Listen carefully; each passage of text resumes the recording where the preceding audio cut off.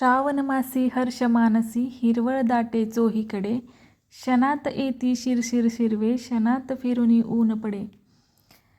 नमस्कार, मी अश्विनी. माझ्या एका नवीन व्हिडिओमध्ये तुमचं खूप खूप स्वागत. आणि आता नुकता श्रावण चालू होत आहे, तर श्रावण महिन्याच्या सगळ्यांना खूप शुभेच्छा.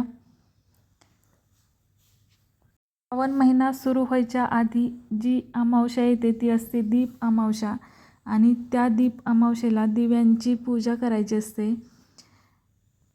तर मी ही दीप अमावस्या कशी साजरी केली ते मी दाखवणार आहे. माझं छोटं बाळ आहे, त्याच्यामुळे मला जास्त वेळ काय भेटला नाही, पण जो वेळ भेटला त्याच्यातच मी कसं केलं सगळं ते बघा. पहिल्यांदा पीठ मळून कणकेचे दिवे बनवून घेतले आणि याच दिव्यांची आरास सगळ्या देवघरात करून त्या दिव्यांची पूजा करून घेतली आणि नंतर मुलांचे पण औक्षण करून घेतले.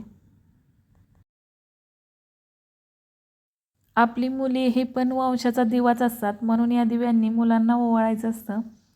आणि आपल्या मुलांना कुणाची नजर लागू नये, त्यांनी किरकिर कटकटी घरात करू नये, म्हणून दिव्यांनी ओवाळायचं असतं. तसेच देवघरात पण दिव्यांची आरास करायची असते, कारण की अज्ञानाचा अंधकार नाहीसा होऊन ज्ञानाचा प्रकाश आपल्या घरात पडला पाहिजे, हा त्याचा हेतू असतो. म्हणून सगळीकडे दिव्यांची आरास केली जाते. त्यासाठी मी देवपूजा करून घेतली, देवघरात दिवे लावून घेतले आणि त्यानंतर मुलांचे औक्षण करून घेतले.